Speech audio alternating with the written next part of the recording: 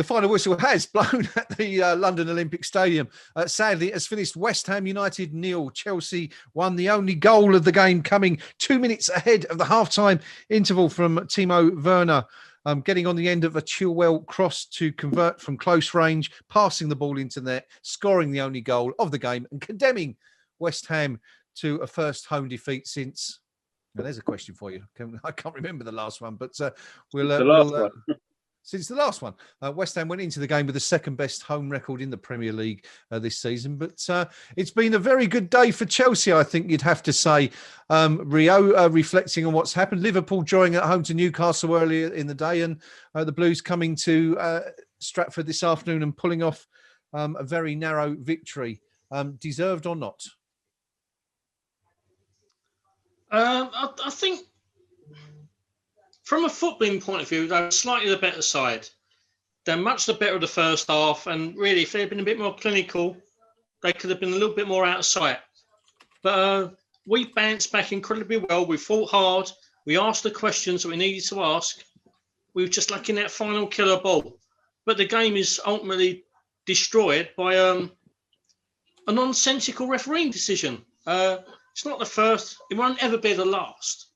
But it's just made the whole game pretty much irrelevant in terms of a footballing event, hasn't it? Because when you get decisions like that, you completely forget what's happened in the 80-odd minutes beforehand, because it just takes away everything from a footballing point of view. Mr. Perez in the week saying that football, like 16 to 24-year-olds aren't interested in football anymore. Well, there's numerous reasons for that. And the standard refereeing is one of those, if you ask me. It's wiping the older generation first, but the younger ones won't be far behind it if you see nonsensical, absolutely ludicrous decisions which have got no foundation. If you've actually played the game, if you watched the game for any number of years, if you've actually watched people walk along the street, if you watch people interact with each other, there is no way that is a deliberate attempt at a foul by Fabian Balbuena there. And he's just absolutely ruined the game. Okay, fair enough. I think you invented a new word there, Rio, didn't you? Absolutely, Chris. I think we'll have to remember that one. I like that. Quite possibly. You know, I'm annoyed. No, I like it. I mean, it's great. But I mean, Rio clearly, as the rest of the West Ham fan base will be tonight, very, very annoyed with what we've seen there. We will, of course, come to those controversial decisions a little bit later. But just summing up the game for now. Gnome, it's finished West Ham United 0, Chelsea 1. There were a huge dent in West Ham's hopes of securing that Champions League spot. What do you make of that, reflecting on the last couple of hours? If you go back on the weeks and months we've been doing these things, I've always been the one here who's not ever sort of been saying, anything about Champions League or anything like that. I've always said, let's just keep playing as well as we can and trying to get as high as we can. Wherever that may be, let's see where we end up. I've not really been giving Champions League an awful lot of thought. I mean, even Europa League, at the moment, as it stands, our squad, given that Europa League, whatever format it's going to be, you're going to be playing 2 games a week for Lord knows how long.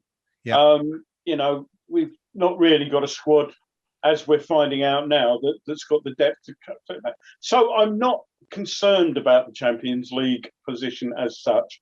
Okay. It will be what it will be. But I thought we were worth a point today. It would have been a fantastically interesting last 10 minutes, which obviously we'll debate why it wasn't in the end, but ad nauseum later on. But I thought the performance, particularly second half, was good. Given the relative quality that we were able to put out today, we keep saying highlights. Well, yeah, they can come off there. I mean, and you could say that by and large that team did their best. Now, I'm fuming a little bit at Ben Rama for having that stupid shot. Yeah, I can tell. Yeah, I'm still fuming about that, and he needs to have a look at himself for that. And I don't like sort of getting personal and digging out players like that, but that was just ludicrous. But by and large, that one moment, you know, I thought that they acquitted themselves well. I mean, this is a Chelsea that spent something like 200 million in summer. I think, I mean, net it was a little bit less, but you know, Chilwell 45 million. Somebody, was it Werner was 75? Somebody was 75, and you know, given that, I thought they were pretty ordinary, and I thought second half they did defend well. As we know, as we said about Tuchel, he's a past master at that, and they did that job particularly well. Yeah, but you know, we didn't make it easy for them. They had to work for that, and you know. But what's the point? You know, if every time you get close to something, then some moron who doesn't know what he's doing can take it away from you. Well, it's a bit pointless, isn't it? Perhaps we should just ring up and ask what result they're going to give next week. We'll all go down and do the pools if they still exist. That's a good question, actually. Do they still exist? I wonder. I think they do. Yeah, I think they've lost out to the lottery in terms of size these days, but there is still a football pool.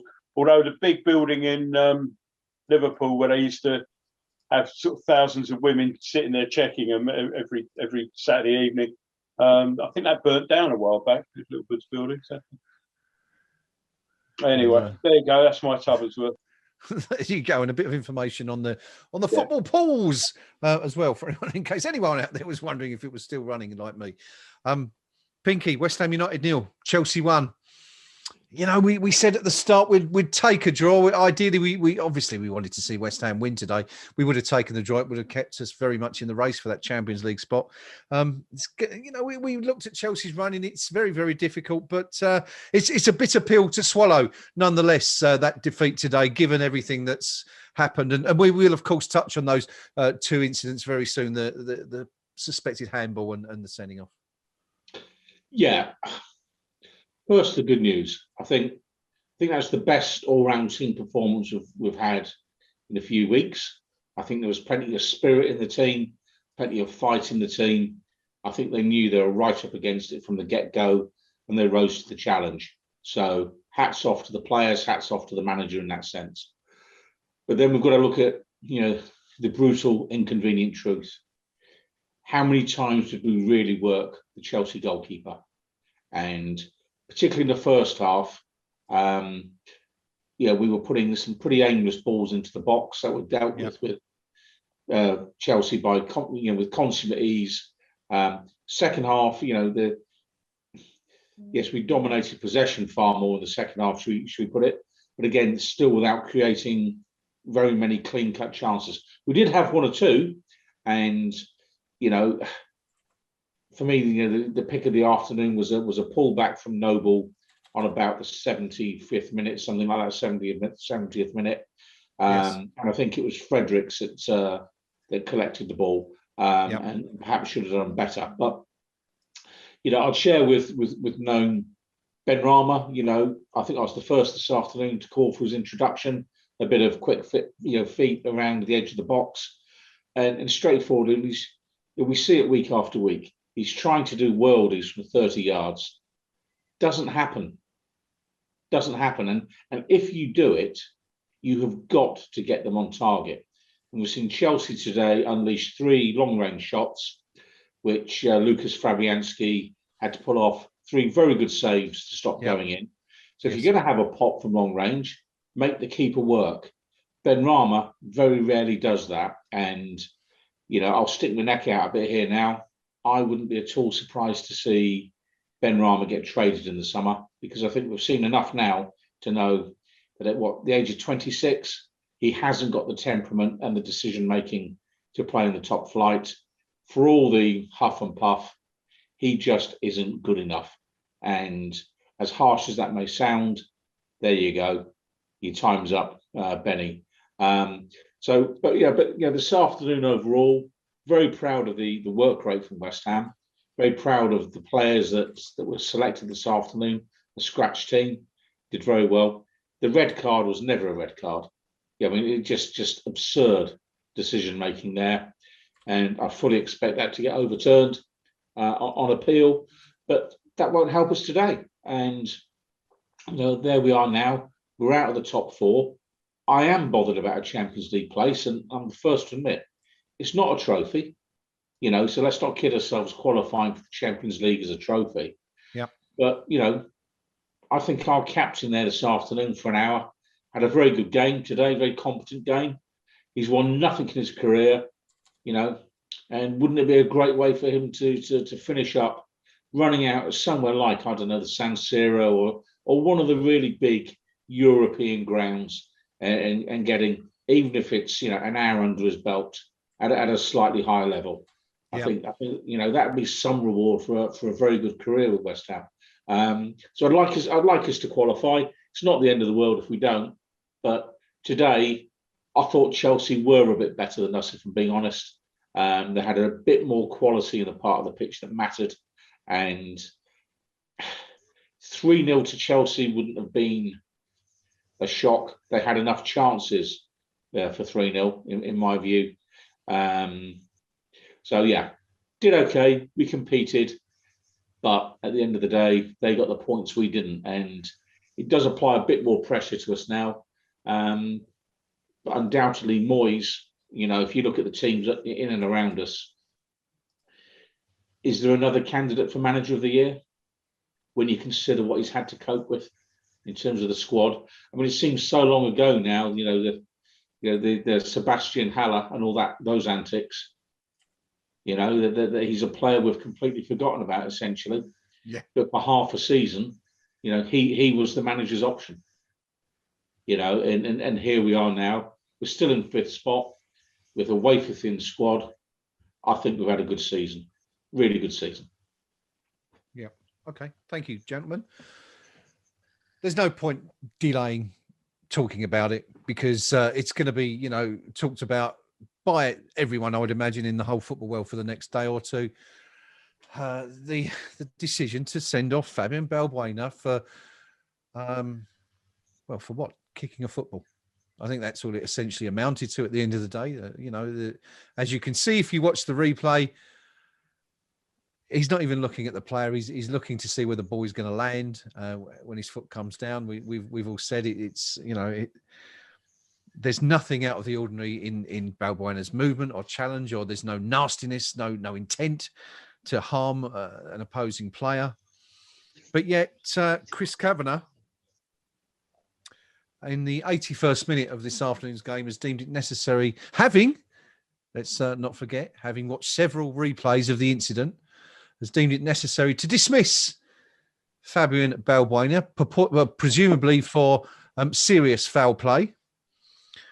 I think it's perhaps important before we go into a discussion that although it was VAR that first highlighted the challenge, it wasn't VAR that was responsible for the decision. That was the referee. That was Chris Kavanagh, who, as we said, had the time to walk to the touchline to examine TV footage of the incident. We're just seeing replays of it now, actually, on Sky Sports, and having watched it presumably in normal speed and in slow motion, decided that it was appropriate to dismiss Fabian Balbuena for serious foul play, much to the consternation and disgust and of everyone in the claret and blue shirt, especially those on the touchline, as we saw when David Moyes had words to say to Azpilicueta, I think it was, as he came off the pitch a few minutes later. Some people, there's already loads and loads of comments about this on social media. Just to read through a few of them. Duncan Wright, the Sun journalist, says that if you slow it down and watch a replay enough, I'm pretty sure referees could find a red card offence in someone passing wind. Jacob Steinberg, fellow journalist at The Guardian, says, talking about the game, Chelsea completely deserved to win the game. Too many injuries for West Ham against the top side. And I don't think the red really changed the result much, but it was still absolutely pathetic to send Balbuena off for that. In terms of the people who've actually played the game, Charlie Austin, friend of KUMB, of course, some of you may remember from a few years back, says that VAR, yes, I was an advocate for it, but wow, what a disaster it has turned our game into. Oh, and slow motion makes everything worse. Matt Letitia, another player from yesteryear, says, if ever there was proof that referees have zero understanding of the game of football, that was it. Piers Morgan, another friend of the show. No, he's not at all. Don't know why I just said that. But anyway, Arsenal fan, says VAR just got a player sent off for kicking a football. And Paddy Power said that VAR has now deemed that professional footballer Fabian Balbuena should be sent off for kicking a football. I'm not sure who came first there, Piers Morgan or Paddy Power. I know who my money's on, but there you go. Gentlemen, no one's going to agree with the decision. I would imagine that Chris Kavanagh himself is going to be thoroughly embarrassed when he gets back into the change room and looks at that one again. Rio, I'm going to come to you first on this one. What do you make of it? I mean, where do we go from here as a sport when players can be dismissed for, incidents like that, when there's no attempt, there's no malice shown, there's no attempt at foul play. It's just, an accident, a coming together, much as was the case for Souček at Fulham earlier in the season. What do we do? How do we stop this nonsense from happening? The only way of stopping this absolute nonsense is to scrap VAR altogether. But as we know, there's been too much time and too much money invested by the top clubs, by the footballing authorities, UEFA, FIFA. That's never going to happen. They never make mistakes. So this is here to stay. But the longer it stays, the more and more decisions like this we're going to get. And the more fans you're going to alienate. It's not enhanced the game as they wanted. It's made it a far, far, far worse product to view. When you're actually in the stadium, when we used to be, it's sucked the life out of the atmosphere because there's no passion. You can't celebrate a last-minute goal because you think, hang on, is that going to be chalked off? It has absolutely sucked the life out of the game. And the longer this continues, the worse it's going to get. They're going to tinker with it, try and fine-tune it. You might say it's better than last year, but is it really? This season, we've seen decisions go more in favour of attacking players rather than defensive men. Yeah. But whatever way you look at it, it's disgusting. And there's no logical reason. If that Chris Kavanagh has played football at any level, if he studied the laws of physics, if he's actually a human being, how can you justify a red card for a natural progression of a foot after kicking the football? It's absolutely disgraceful. I've just found a couple of other examples of comments about the decision because obviously KUMB is awash with 3 or 4 pages of, shall we say, light-hearted banter towards the referee in terms of his decision. I think that's quite unlikely. From the BBC match thread, this is the commentator on there. What is Balbuena meant to do with his foot there? He's made the clearance. It would take some serious body mechanics to halt the momentum. And that's perfectly succinct for me. That encapsulates the exact process of that passage of play. I really don't know what else the footballer's supposed to do. Yeah. I really don't know what the game can do now, though, because if referees are allowed to get away with decisions like that with the aid of technology, the game is dead. The game is dying on its feet, and I can't see no way back now. I know it's a really, really kind of sweeping statement to make, but I've not seen one game of football aided and abetted by VAR. It's not enhanced the game in one little bit. It has progressively ruined it, and it's progressively getting worse. Okay. No, Rio very much blaming VAR as well as much as Chris Kavanagh for that decision this afternoon. But how have we as a nation, as a country of football lovers, and with purportedly the best product in the world, the Premier League, how have we got to this point where a decision like that, or a challenge like that, completely innocuous, nothing in it, as we keep saying time after time, how have we got to a position where that is a red card, or even considered to be a red card? We've got to that position because there is no proper monitoring of refereeing standards in this country. It's quite simple. I've said this stat before, I'll say it again till I'm blue in the face, but more people have walked on the moon than have been removed from the select group of PGMOL for poor performance. And that's since 2001 is the PGMOL. So it's not a new thing. 20 years of PGMOL and more people have walked on the moon than, it's basically a sort of self-perpetuating closed shop. The monitoring, the marking is effectively done by people who are PGMOL themselves, to all intents and purposes. The reason for this is that way back when the Premier League was set up and they decided then to have professional referees, PGMOL, what should have happened is the FA should have taken charge and said, right, we're having professional referees, and this is how we'll operate it. Mm-hmm.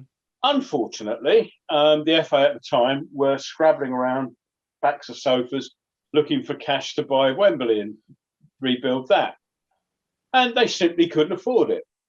So what you've got PGMOL is effectively owned by a sort of combination of the clubs with a share with the FA, and it's pretty much left to its own devices. And so you've got, I don't know how many there are in the select group, but they can come on week in, week out, and no matter how good or bad they are, the chances of them actually sort of being punished by relegation, like a club. Teams don't play well to get relegated. Yep. Referees are what happens? They're still there the next week. Yep. You rarely see them going down the leagues, getting kicked out. I mean, the last time they tried one, the guy appealed. I can't remember who it was now. The guy appealed and they let him back in. Well, let's appeal against relegation next time it happens to us then. See what happens then, And because of that, there's no, if you're a referee there and you can turn up week in, week out, and that, unless you actually come on the pitch with a shotgun and kill somebody, you're not going to actually be, and nothing's going to happen to you for it, then where's the incentive to get better, to improve, to get things right? Similarly, you might be sort of in the sort of second tier of refereeing, trying to push your way into that, and you go round and you might make mistakes and you try to do everything right, and then you look at people like Mike Dean who simply does what he wants. I mean, really, if you're telling me, for example, that there's proper marking and monitoring of referees, explain why Mike Dean is still in a job, because I sure as hell can't. Yep. So you've got rubbish referees. VAR then is brought in, and it's sort of it's kind of the right solution for the wrong problem. The problem is you've got people who aren't very good at their job. Now, if the main problems were the game's getting too fast, referees miss things, and VAR's there to sort of correct that, then okay, that kind of works, because you can see it can correct things. But if you've got referees who are terrible, making terrible decisions on the pitch, mm-hmm. and you've got the same people watching it on the telly, how is that going to? They're still going to make the same decisions. How many times? If he thought that was a sending off before, whilst watching that on the telly, what is he doing? Nobody who thought that was a sending off should get anywhere near a Premier League football match. It's simply that wrong. And hang on a second. Yeah. Why in this country, assuming you're right, and I've no reason to doubt what you're saying, why are we producing such bad referees, and where are the good ones? There must be some out there. No, there's no. The problem is that there's no encouragement for referees to be any good. Yeah, but at some point, there must be a. Presumably, these guys are being hired because they're good at what they do. So where's it going wrong? If there were, it's like the closed shop. It's like the Super League. It's like having a Super League where every team is Tottenham. It's that bad in there. There's no relegation. So, what happened? And you said something earlier on, right at the start of this before I went on my rant, before Rio spoke. You said, I bet he'll go back and see that again and be embarrassed. Well, why should he be? He's already seen it again. He certainly wasn't embarrassed the first time round. It was a disgusting decision. And anybody who makes disgusting decisions like that, really, somebody ought to look at that. Now, come back to me because David Moyes is on.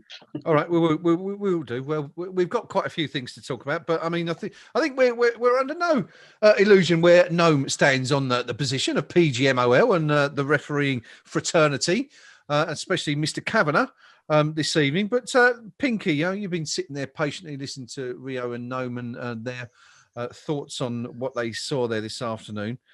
It's a disgusting decision, says Gnome. The refs are terrible. PGMOL is a load of rubbish. In your opinion, does every referee in the Premier League give that as a red card today, or is that just an aberration on the part of Mr. Kavanagh this afternoon? I think the latter. I think as soon as they go across to look at the screen, they feel that they need to do something dramatic. And that classic case where the technology and in this case, that's just straightforward television replays that they're watching, applies pressure to the ref, where something in real time that doesn't look that bad to them, they watch it 2 or 3 times on the screen and they convince themselves, that actually is suddenly a red card. And if you slow it down the way it is, it goes, ooh. And I think that's how I reacted when they showed the replay. Mm-hmm. So you're actually oohing at because that's going to hurt the player. That doesn't necessarily mean it's either a bad challenge or even a foul. Okay. Players get hurt in perfectly legal challenges, all the time. And, I'm not sure the refs take enough into consideration in terms of, would Balbuena have a reputation for that kind of play? Would he even be considered, dare I say, good enough to make that kind of challenge if he meant it? I don't think he's good enough to foul a player like that. Had that been, say, I don't know, we might get into legal bother if I actually named a player, but there are some players, in the past, in the fairly recent past, that have played for clubs like Manchester United, we could all think of one, a midfielder for them, who had he made the challenge, you might think, that's your typical challenge from that player when he's wound up. But does Balbuena have that kind of reputation? And the fact that none of the Chelsea players were particularly hollering for his head, all of these what I call common sense things, it just indicates a referee has allowed himself to be put under pressure by sideline technology. And again, what we're seeing here now, it's because TV pays the bills. TV is kind of like ruling the roost in terms of we want VAR, we want this, blah, blah, blah. And I think it's having a really corrosive impact on the game. As someone actually goes week in, week out, as soon as something goes to VAR, it's kind of like stare at your shoes, put your milk in your coffee. Crikey, even some weeks I resort to chat to Jeff, who stands next to me. I mean, that's how bad it is. So you can do all those things. And it can be two minutes. And when you're actually at a game, that seems like an eternity. Watching on TV, everyone's going, great, what's going on? But I think that the regulatory authorities have got to decide, is football a game that actually is there for the enjoyment of the people that are actually paying at the gate to go and watch? or are they trying to engineer it for a TV audience that is probably not even watching while they're reviewing VAR, they're up making a cup of tea, that kind of thing. And so for me, never in a million years was that a red card today. Normally, I'm reluctant to criticise referees, and you asked, Gordon, in terms of how's it come to this? Yeah. Well, one of the reasons it comes to this is the continual criticism of referees, which means those who may be competent think, well, I'm not bothering to do that because you know what, you get nothing but grief. Yeah. Then the constant TV replays, every decision analysed over and over and over again, piles further pressure on them, and almost to the point of we get the referees we deserve because we've engineered a set of circumstances whereby the job is a thankless task, and if you want to improve the standard of refereeing, pay them £250,000 a season, but make it clear every decision is properly reviewed, and if you don't cut the mustard, you're out of work. That might be enough to persuade those who are competent to say, I'll live with the grief occasionally because we're getting well compensated. To say it is a career worth pursuing. But for me, I think there's a whole raft of things that have created these circumstances, and the game has been badly let down by it, and I don't think it's been best served by VAR. That wasn't the reason it was a red card today. That was a ref getting it wrong. Well, you say that, but I think you made the very, very important point that if VAR hadn't pointed that out in the first place, Kavanagh doesn't check it, there's no red card. And he's absolutely, I think it's a very valid point you make, that the referee feels that he has to react in some way, having been told to review it. It's almost like they're saying, look, you've got that wrong, you've got to go and look at it again. And I think on the rare occasion you see, sorry, Noam, I'll come to you in just a second, I did see your finger up there. The rare occasion you do see a referee stick with his original decision, having been ordered to review it, even the commentators on TV are like, oh, well, that's odd. He's as if he's made a mistake. So I guess it's not just the pressure from the guys at Stockley Park, it's also coming from the media as well. And it's psychologically the referee must feel in those incidents that he has made a blunder. And I can completely understand from a human perspective why, in those circumstances they make those decisions. But it's wrong, isn't it? It's wrong. All of it builds pressure on the match official. And to me, when this was rolled out, when it was started, the phrase that was used was clear and obvious. Okay, so if something is clear and obvious, a single replay ought to be able to demonstrate as clear and obvious. Yeah. What could they do to improve it? Because taking on Rio's point that they're never going to get rid of it. Yeah. But something to improve it. One replay. So the guys at Stockley Park, they can watch it once. And watch it in real time. Any replay on the side screen for the referee, watch it once in real time, not slow-mo. And make your call then. And because if it isn't obvious, then really, should it be getting overturned? I don't think so. Okay, good stuff. Noam, I think you wanted to come in on a point about the referees' remuneration. I don't think when Pinky mentioned they're giving them $250,000 a year. There was just one thing that Pinky said. Referees are bad because they're getting constantly criticised. Well, boo-hoo, sorry. If they keep making decisions like that, what we're supposed to do, not criticise them? Yeah. I mean, it's. I think you're saying the egg came before the chicken, or vice versa there, Pinky, mate. It's, if he got that right, I wouldn't have criticised him. And I know I'm the one out of the four of us that gets the rep for sort of being completely sort of anti-referees, but I've been known to sort of praise when praise is due. And but the problem I've got is just the whole system is it's designed to ensure that refereeing standards don't improve. Okay. And I'm not not anywhere near this level, but and it's lapsed now. But I have qualified in the past as a referee, and I've done it. And I've even had a quiet word with you, Mr. Howlett, in the past. which perhaps you should have gone. But no, I'm sure that's a false memory. I you know, can't imagine that happening. I'm not saying I understand the pressures at the top end of it, because obviously, but okay, they're on something like 120 grand a year now, Pinky.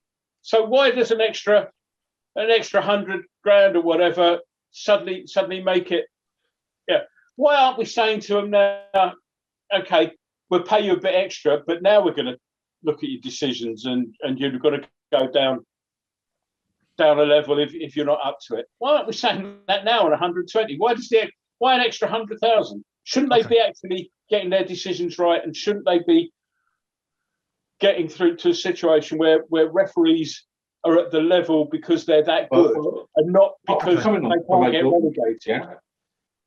In the top flight, in the upper echelons of the game, they're the lowest paid people in the professional game. Yeah. Oh, yeah. I mean, you know, and yet, let me finish. They're the most important, because without them, there is no game. But sure. But the thing is, though, you're saying that 120,000, you can go and do what you like. But if we pay you a bit more, we'll grade you. All right. Now, I'll tell you what. The caliber of person who is willing to be splashed all over the back page of a national newspaper alongside a footballer who might be getting 50 times what he gets paid. Yeah. Well, he'll be getting a week what he gets paid a year. Yeah. The exposure is the same, but the compensation is radically different. So you end up with, instead of the best qualified people and the best potential candidates being top class officials, you've actually got, dare I say it, the dumbest, the ones who will put up with that level of abuse in national newspapers or on TV or whatever it may be. Because ultimately, you know, the ones that are smarter and perhaps better saying, I ain't doing it for that money, because where's the thanks? And I've got a real problem with the long-term corrosive impact on the game of the constant criticism of referees. You know, we've had a pop today because I think why have we had a pop today, though, Pinky?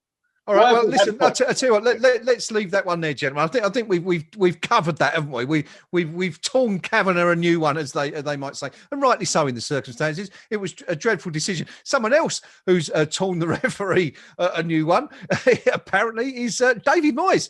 You were listening to him. Now I shall lead in to that, if I may, with this quote. You can tell me if this is accurate or not, whether or not this is a spoof. I'm just reading this on social media, but David Moyes apparently said, referring to the red card, it was a decision made by someone who has never played the game, and it was a rubbish decision. Did he really say that? He genuinely said that. Okay. It's a decision made by somebody who's never played the game. I don't know where Balbuena is supposed to plant his foot. If they do think that, then you look at the one a few minutes later, which was the same with Soufal and Rudiger. Similar challenge, but did nothing about it. So is there a consistent message to both of them? I don't see how it's a red card. He's kicked through the ball. I don't think for 1 minute there's a bit of malice in trying to catch him. I thought it was a rubbish decision. Wow. And he did say that they've edited it from the printed version, if you like, but he did say it's somebody that hasn't played the game, and he said somebody who doesn't know the game. You know, on the game itself, he said we were still in it. I didn't think we played particularly well, especially in the first half, but we were much better in the second. We showed a bit of character and a bit more desire in the second half, and we affected them more. Then he went on about the red card changes the game as far as the last 10, 15 minutes. We were hoping to get them under any more pressure. I'm pleased the players got at it. And the game didn't go away for us, because it could have done. We're talking about a really good team here in Chelsea. We'll go again. We're in a decent position. There's games to play. And hopefully we're right in the mix for some form of European football right to the end. And I'll keep trying to push to make that Champions League if we can. So, Unusually strong words. I mean, it's not often I think that you hear a manager be so critical of a referee, regardless of the circumstances. I mean, I'm trying to think how he reacted to the Souček decision at Craven Cottage. I don't recall him going as strong as that to say it was a rubbish decision, talking about Mike Dean on that occasion. But there you go. Maybe there'll be ramifications for the FA.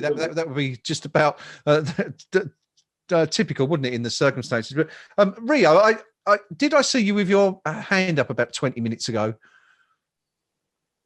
Yeah, that was drag up the refereeing business again. So you might want to disregard that. No, well, go on. You have the final say, if you will, because the other two have been banging on long enough about it between them. So please do. No, I was just going to add that I've always been against the use of technology in football. It brings talking points that, like the World Cup final from '66, we're still debating that going over the line now. Yeah. I'm against the use of goal line technology. I'm against the use of VAR because it doesn't add the game. It doesn't add the decision around the game, which the supporters have debated for years and years and years, which makes it so stimulating and interesting. Yeah. In real time, Chris Kavanagh couldn't give that as a red card. Mm-hmm. And there's a reason for that. Not only because it wasn't, it's because it was inconclusive. It was a footballing incident. Yeah. Now, if you're going look at video evidence, you can freeze frame it as much as you want. It's going to look horrendous. It wasn't, no. The player didn't react. If the Chelsea players had reacted, got surrounded the referee, surrounded Albuena, trying to strangle him as they are prone to do nowadays, mm-hmm. then yeah, maybe look to VAR, maybe use the technology available. I'm still against it, but there was no need for that any time in the process. Yeah, it's complete waste, and it's a complete travesty of the game, and it adds absolutely nothing. Okay, good stuff. Pinky, no, my apologies to you. I didn't mean you'd been banging on in that sense. It was very enjoyable listening to what you had to say. I just wanted to finish with one little sentence, if I may. No, that's it. It's not debate. It's just an explanatory thing. The difference between Pinky's view and mine is you've got 30 seconds. Go. Pinky says our referees are poor because of the criticism. Yeah, I say they get criticised because they are poor. That's the difference between us. That's all. Summarise. Okay, good. So you've done it in 15 seconds. So superb. I am loath to continue the debate because we are now 40 minutes into post-match, and all we've discussed so far is the red card incident. So let's move on from that, because we don't want to be seen as blaming that entirely for the defeat. Because let's not forget, at that point, West Ham were one goal behind. We hadn't really looked like scoring. We'd been the odd save by Mendy, but nothing had really troubled him. And ultimately, it's another David Moyes failure against one of the league's bigger teams. Moyes still not learning his lesson for you, Rio? I think I'll give him a little bit of credit today, because despite the fact that we are actually down to an absolute threadbare squad, we got no options on the bench even, really, that we gave all that we could do today. Mm-hmm. It didn't come off, but let's face it, this Chelsea side, as we said during the actual match commentary, under Tuchel, they are so much more well-drilled, they're more organised, they work harder. They're an incredibly difficult team to break down. Just Rio, let me just come in on that very, very, very quickly, just to supplement what you're saying. Apparently, in 14 Premier League games for Tuchel, that's his 10th clean sheet. So back over to you. And when we're lacking a Rooney striker, main attacking midfielder, who, although he does some amazing defensive work, he also drives the team forward and spurs them on. He enables Thomas Tuchel to get far more forward and into attacking positions. We're actually bereft of options, and we've given them a game until something happened in the 80th minute, which I don't think we've discussed yet. We might have to come back into that. We'd actually grown back into the game, and we was the same on the ascendancy. We was asking the questions. We was the ones who really were going to force the issue. It wasn't a perfect performance, don't get me wrong, but we was asking questions of what has turned from an absolute shambles under Lampard into a very well-drilled, well-organised and efficient Chelsea side. So I'm not blaming this one on Moyes. Normally we're a bit more reticent in terms of our attempts at the so-called Super Six. Today is not one of them. And given what he had at his disposal, I think we did very, very well indeed. Okay, good stuff. Pinky, I'll come to you next on this one. Was it just simply a case of Moyes was, run out of options, just didn't have the personnel available to beat a very well drilled and very technically excellent Chelsea side, or has he bottled it again? Certainly the former, and certainly not the latter. I mean, 10 clean sheets in 14 matches for the opposition's manager. Okay, so where are all the campaigns against him for parking the bus? I mean, we touched on it in commentary. I don't think Chelsea Football Club supporters are going to be happy watching that for too many seasons. I mean, you'll stomach it when you're lifting trophies, but picture the scene. It's late November. You're freezing your bits off. Yeah, you want a bit of entertainment because at the end of the day, that's what the game's about. And you're watching a well-drilled, well-organised, but ultimately dull setup because priority number one is clean sheet. It's a mentality that says we start every match with a point, so let's make sure we finish with at least a point. And I understand it. It's effective, and for this season, it's dug Chelsea out of a hole because Frank Lampard had left him in a bit of a mess, to be honest. But I certainly wouldn't suggest that David Moyes had bottled it today. I think he gave it a go with what he had. I think he tried to make subs in good time, and they're probably the best subs that he had available. And therein lies the story. But no Rice, no Antonio, no Cresswell, no Masuaku. The Chelsea manager had the luxury of leaving out a striker on the bench who's his leading scorer this season in Tammy Abraham. Who's Chelsea's leading scorer. So the Chelsea manager can leave a player like that on the bench.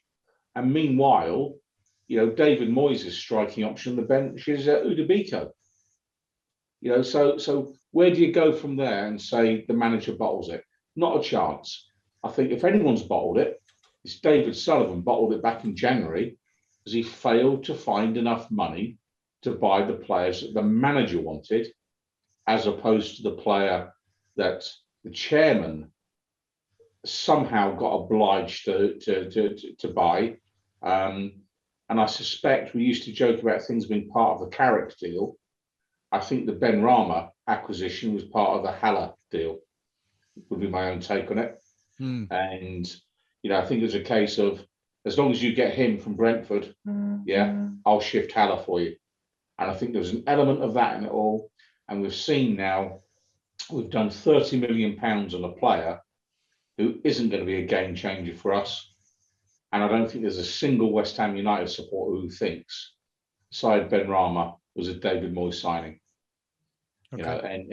And there's your difference. So for me, we're in the 5th spot, good season, but could have been better with just 5% more ambition in the boardroom.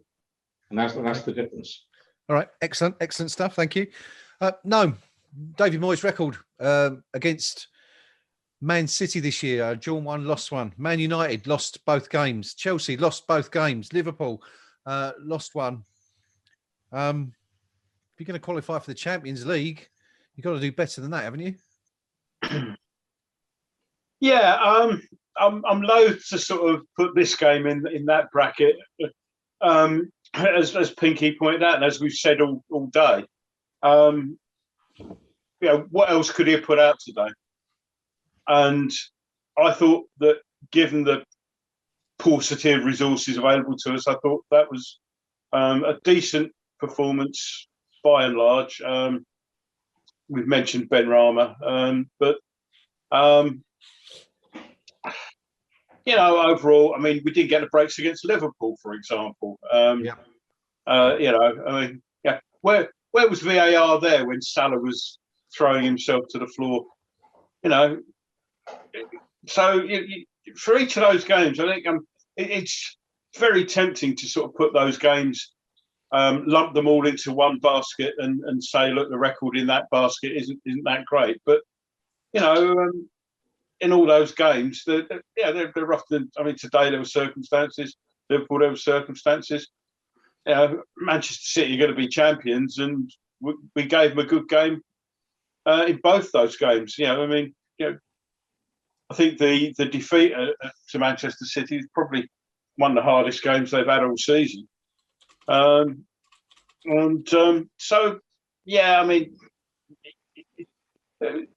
It's easier to say, oh, his record against those isn't great, but these are sort of doing. They're in the top flight and the top thing because by and large they've got a hell of a lot more money than we have. So sure.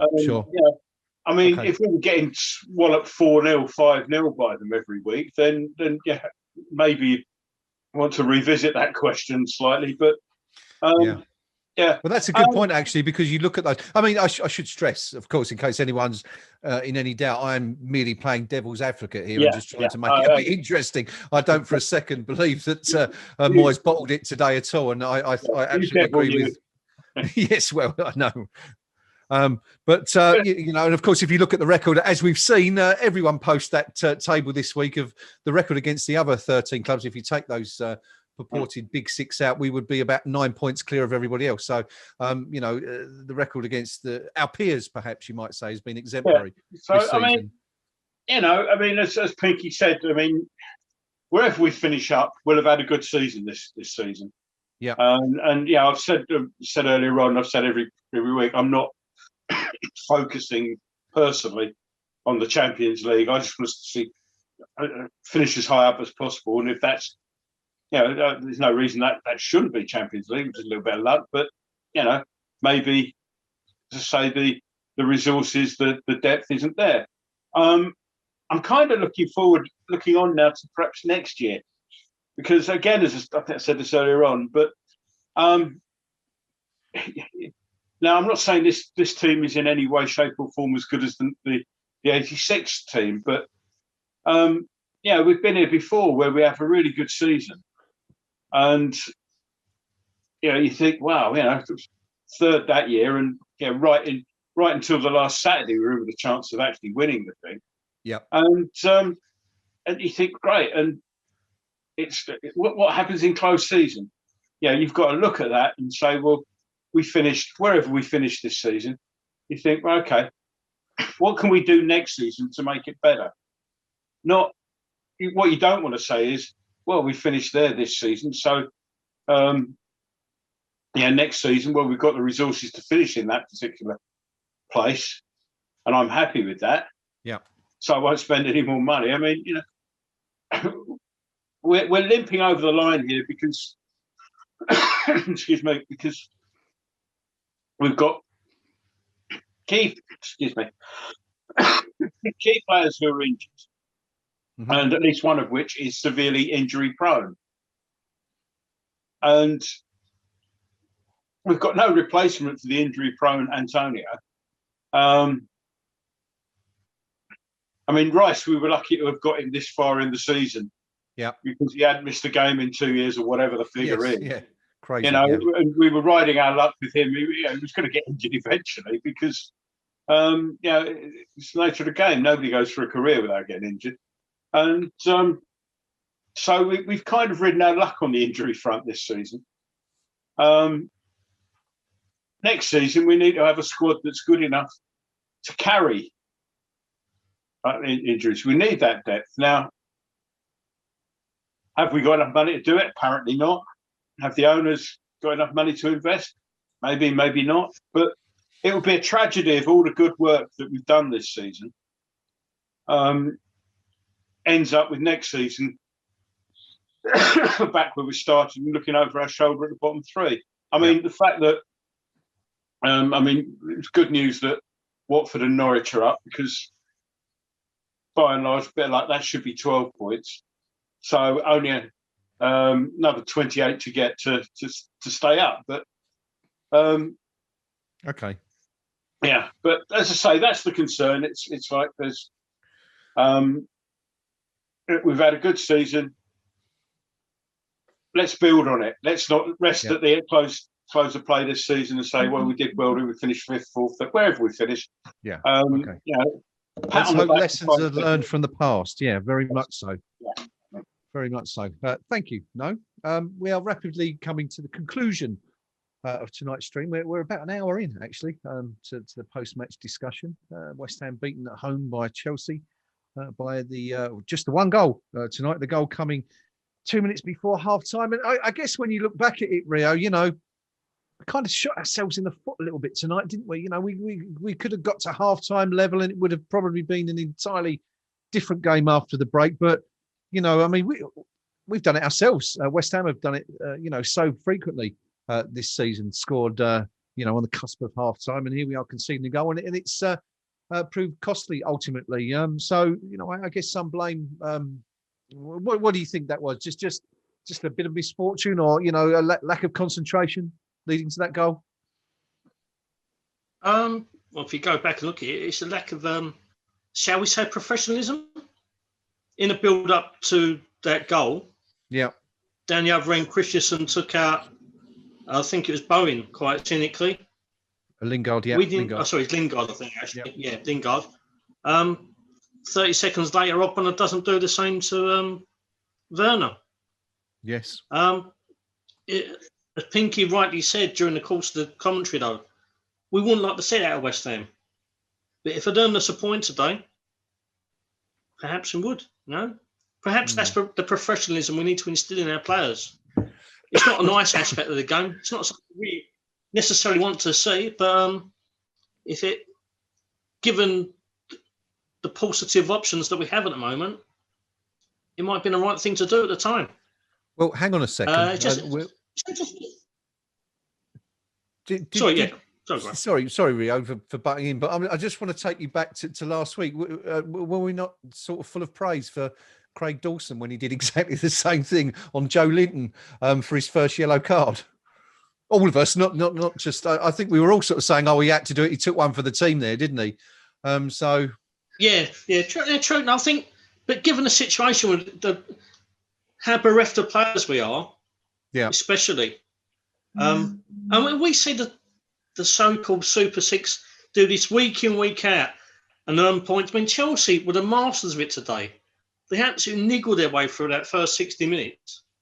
Absolutely niggled their way, earning cheap fouls, going down, screaming like little girls. But we've also all been guilty of saying we don't want to see that at West Ham.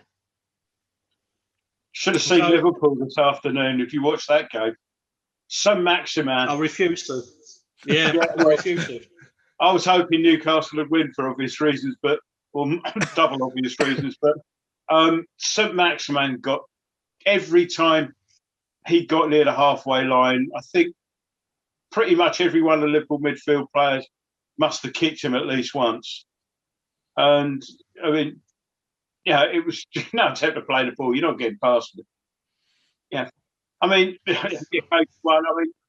I didn't really join in with the admiration for Dawson last week. I think if you look back, I mean, the yellow card, both yellow cards were merited, and I can see why he did it. But it's a bit of revisionism going on here. I think no. Yeah, Pinky was saying, he's done well there, I don't recall you pulling him up for it. Let's say that. Well, it's great. But I'm pretty sure I wouldn't have said he's done well there. All right, okay. We'll let you off with that one. Yeah, but you'll get the occasional one, and you'll probably say, "Well," but there's a bit of a difference between the occasional one like that and a team that's actually set up tactically to play like that constantly. Fair dues. Yeah, fair share. And Liverpool have been doing that since day one. And it's just, I mean, something I came out with a while back. I mean, I'm thinking back to the 70s where Liverpool and Leeds were both doing that sort of thing. And you're quite right. The theory is that you can't, if 6 different players foul him, then there's only 6 yellow cards. Nobody goes off. And, and basketball has the concept of the team foul or something. So, if you, I don't know how it works, and I'm just thinking off the top of my head here, but if there was something like the next person to do that picks up a yellow, irrespective of whether he's done it before, and the next one after that is a red.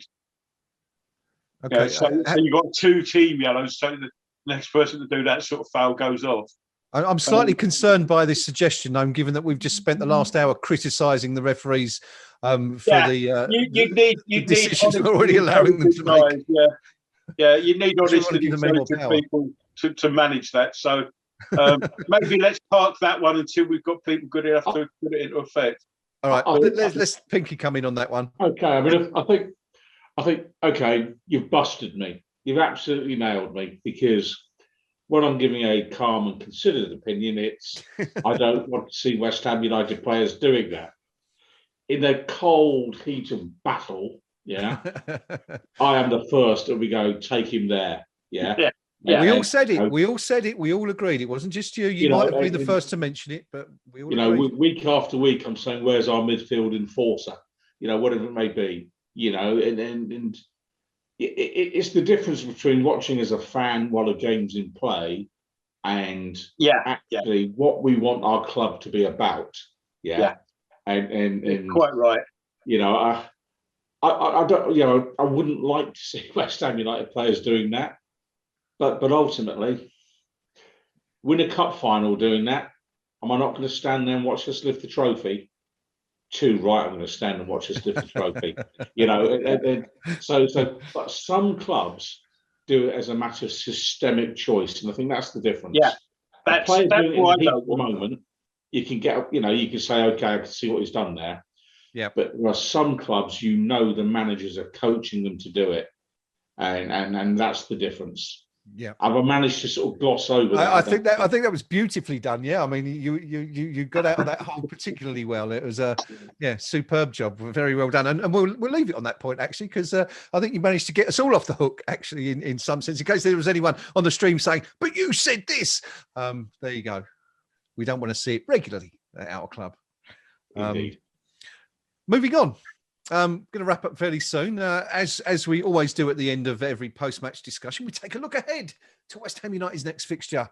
And, this is an interesting one next week. I mean, we're off to Turf Moor to face Burnley on Monday, the 3rd of May. Now, not usually a very happy hunting ground for us, this one, Gnome, is it?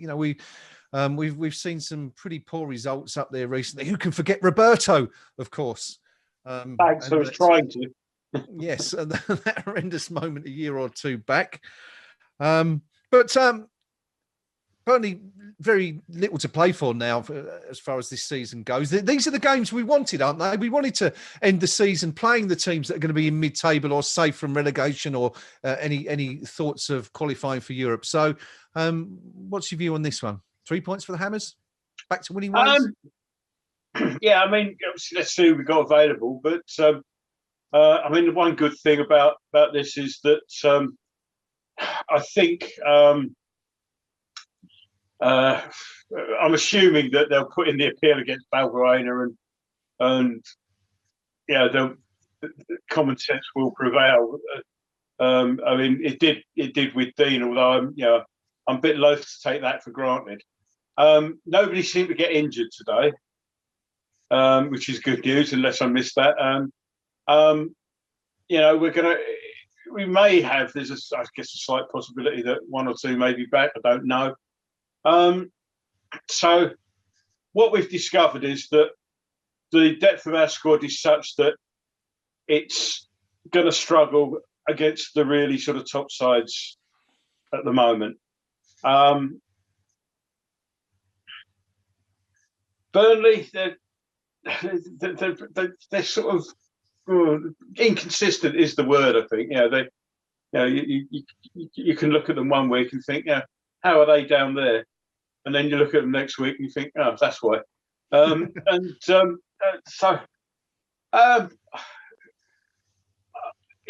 think that psychologically, the fact they'll go up there and think, well, we're playing Burnley and it's not Chelsea, will be a help. I think we can get 3 up there. Might be tight. It could be a draw, but just need to get the concentration properly going, no lapses, and we'll certainly find. I'd have thought we'd certainly find that Burnley's defence slightly more accommodating, perhaps, than that of Chelsea, who, as I say, defended very, very well today. It'd be interesting to see how their American owners are getting on up there. Yes. Yes, of course, another one. They weren't invited into the the American-owned club that weren't invited. The little North American cabal not extending as far as Burnley, it seems. But anyway, I did say just there that Burnley don't really have a lot to play for. Of course, I guess they do really, because they're only one place above the relegation zone at the moment, although they are, albeit 6 points clear of Fulham in 18th place. They still have, a game in hand on Fulham, and they go to Wolves. I think it's tomorrow, isn't it? They play.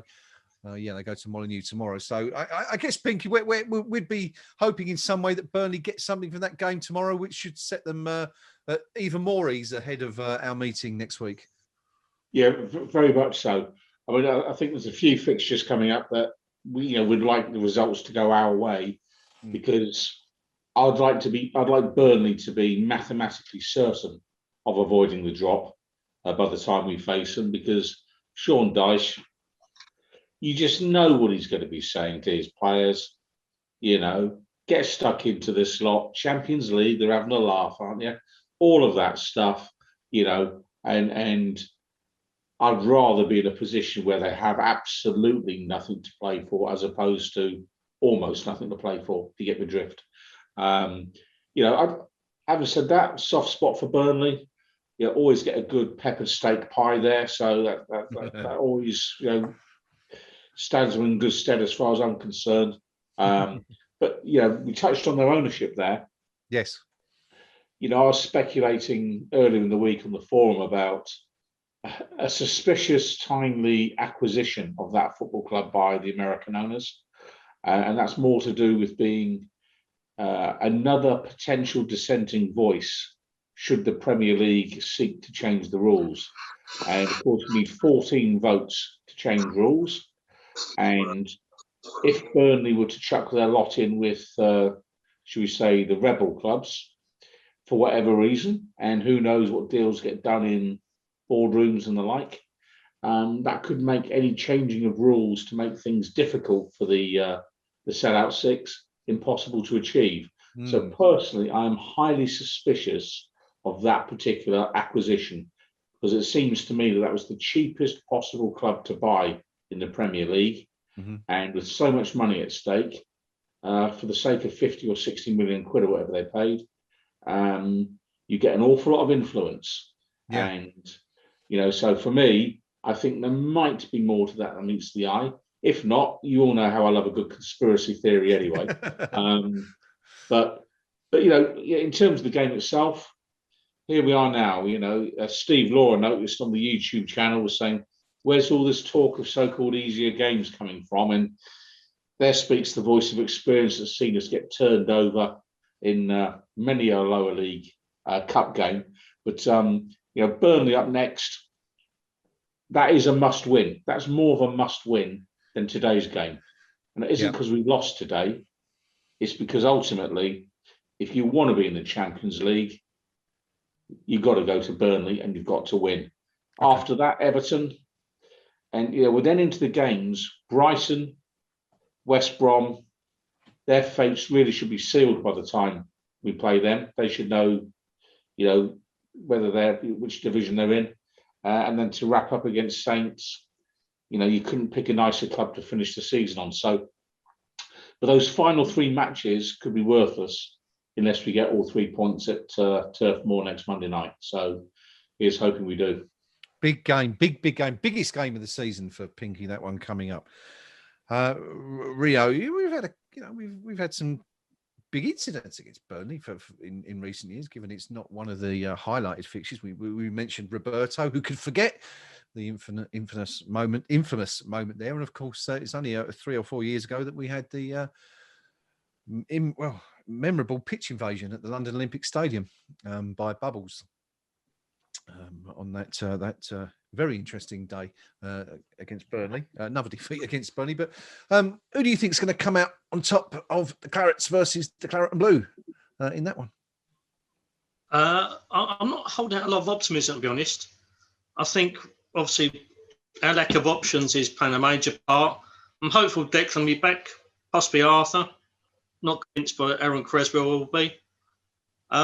We've not got a happy record up there either. The last time I can remember us having much joy was when in a Valencia and Sacco scored. Other than that, it's been largely a war of attrition and a lot of errors, a lot of red cards, a lot of unhappy visits, to be honest. I'm just going back, looking at the history books. I just realised that Super League invited Tottenham. I can't understand why they got invited and only won the league a year after Burnley last did. And that was an incredible win. They were only top for one day, and that was the last day of the season. And Burnley were runners-up that year. So yeah. Burnley have got far more Super League credentials than Tottenham Hotspur have. Yeah. I'm not hoping. Every time we visit Burnley at Turf Moor, it's a nice little day out. It's a bloody long way. It's a nice day out, but it's never very pretty on the pitch. And with our lack of options, I think we might struggle. Burnley have got a lot to play for. Chris Wood always loves a goal against us. It's a Monday night. It's going to be cold for the time of year. It's going to be miserable. I can't go down and watch it because I'm doing this. God help me. I think we're going to lose 5-0. Could see the confidence oozing through the team ahead of that trip to Burnley next Monday night. Of course, we could. I think we could be behind Tottenham in the league just to make it even better by that point if they win their weekend game next week. I'm not sure who they're playing, but if someone can tell me. But yeah, we could be down sort of in around 7th or 8th or 7th, I think, perhaps by then if Liverpool also win. But yes, big game coming up for the Hammers, having been beaten this afternoon at home to Chelsea. No one getting the prediction spot on, although Rio wins the points for the team this afternoon. You went for a 2-0 defeat, didn't you, Rio? So you were closest. I went for a 3-1 defeat. Gnome and Pinky going for a 1-0. Got the score right. Unfortunately, got the wrong team. But it was only one goal in it. So, yeah, no one absolutely spot on this afternoon. I shall, just before we end, I just want to bring you a couple more comments with regards to the red card for Balbuena this afternoon from players involved in the game. Start with Psycho, the original Psycho, David Cross, who says simply, have any of these referees ever played football?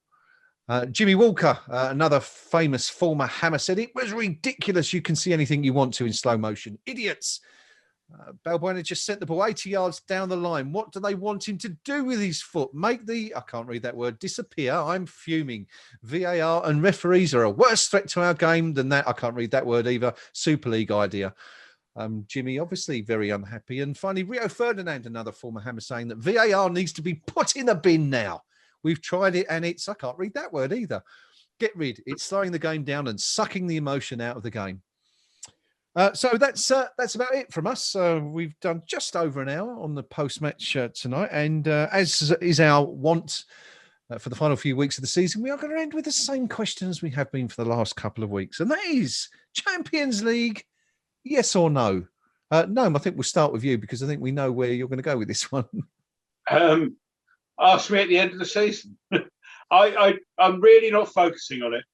I really don't want to think about it. All I'll say is I just go out, win next week or next Monday week or whenever it is, and just regroup, see it go to the next game. Yeah, it's entirely possible. We do need other results to go our way. So why lose sleep over it? A fairly verbose reply, but I didn't hear the word yes or no uttered anywhere. Yeah, you're quite right. Not focusing on it. Maybe. There you go. Maybe. Okay, we can't force Gnome to a yes or no. So let's see if we can force Pinky to a yes or no. What do you reckon, Pinks? It's a yes. And Last week I got to the nose stage. Then by the time we wrapped up I'll let you know on the eve of the game stage. But actually, the nature of today's performance, in terms of not capitulating, despite us being down to a very, very, slender range of options for the manager, actually gives me a lot of confidence that if we just get one or two of the regular starters back in, we might have enough to get over the finishing line, because it is really tight up there. Leicester, Chelsea, West Ham, Liverpool, they're all in with shouts. Why not us? Excellent. So yes for Pinky. Rio, over to you. Yes or no? I'm afraid to say it's a no. We've punched above our weight for far too long. We've got an incredibly small squad. Injuries are catching up. They must be running out of gas. I mean, just look at one of our most notable players, Thomas Soucek, normally full of energy. The last 2 or 3 games, he's absolutely looked drained beyond belief. I think we've done incredibly well. Look at the bigger picture. We've punched well above our weight, and we've done superbly. But it's too much this year. Okay, so that's 1 yes, 1 no, and 1 maybe. So that means I get the casting vote this week, gentlemen.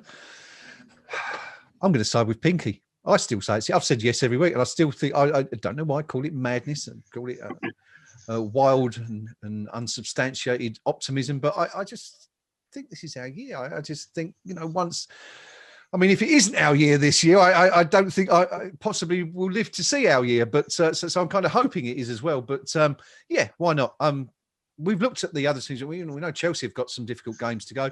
Leicester have got some very difficult games left to go. I'm not sure about Liverpool and Tottenham, but Liverpool seem to be shooting themselves in the foot at every available opportunity currently, dropping points to all and sundry, to Leeds, Newcastle, etc. Went on that unprecedented run of defeats at home. So not sure about Tottenham, but let's just assume Tottenham will do a Tottenham and come over all Spursy for the final few weeks of the season. So yeah, why not? Why not? So it's 2 yeses, 1 no, and 1 maybe this week.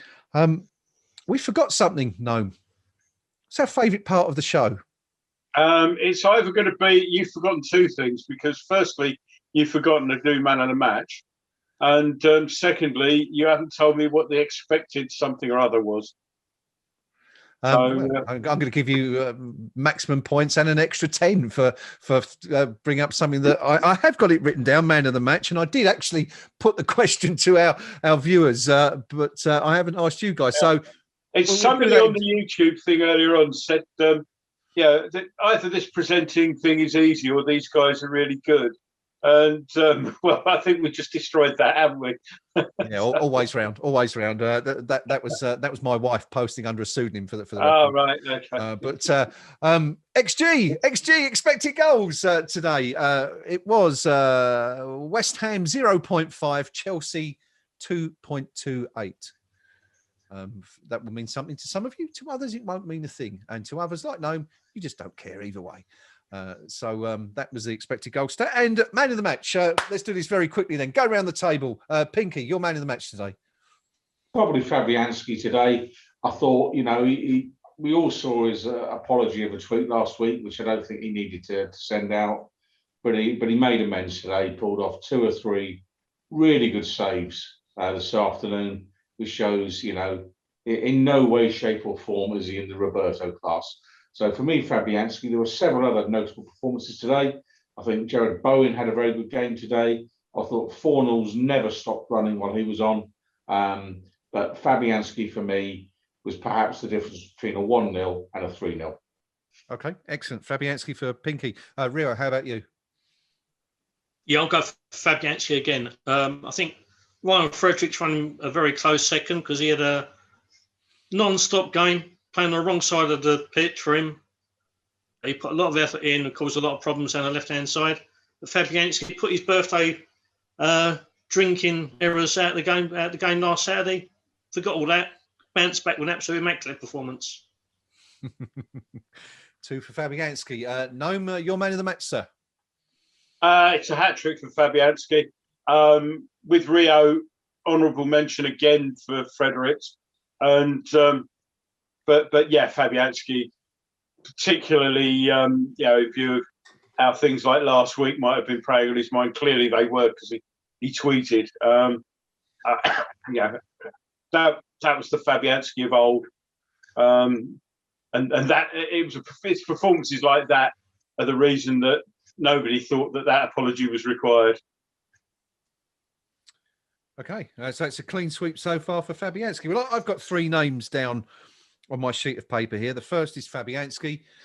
The second is Fredericks, who had a really good game, I thought, just maybe lacking a little bit of end product, which is why out of those 2 I'd go for the former. And the third name I've got down here is Ben Rama, which is clearly not someone that anyone in their right mind would consider for a man of the match award. So I'm not quite sure why I've got his name there, but it must be for something else in the same sort of area.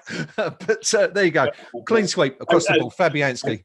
Any doubt that those 4 guys are any good just went out the window.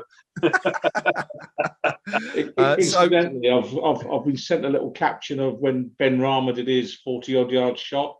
Yes. He had 7 West Ham United players in front of him when he unleashed that. Oh dear. Well, no doubt the Ben Rama debate will rage on the KUMB.com forum, as it has been doing since he arrived at the club. Do join us there later on if you're about. So we shall all be heading over to the forum a bit later to engage in the debate and see what's happening and moderate a few of the choicest comments. No doubt, if DL hasn't already beaten us to them, because he's usually on the ball for match days. But that is just about it from us today on a very disappointing day in the end for West Ham in a game that really hinged on 2 key decisions. Firstly, the decision not to award West Ham a penalty for handball. And then secondly, as Rio beautifully termed it, an absolute ludicrous decision by referee Chris Kavanagh to dismiss Fabian Balbuena for, well, trying to stand up, basically. Silly, wasn't it? Bloody silly. But there you go. And that is it from myself and the team. That's from the Pink Palermo. From Gnome. Night all. And from Rio. Right. And also from me, UTJ, I should say. I never say my name. I don't know why, but I'm sure you all know who we are by now anyway. We shall see you on the KUMB forum. Until next week, that is it from us. Nothing left to say, really, Shane, but Burnley, here we come. 3 points, please, and come on, you irons. No, you irons.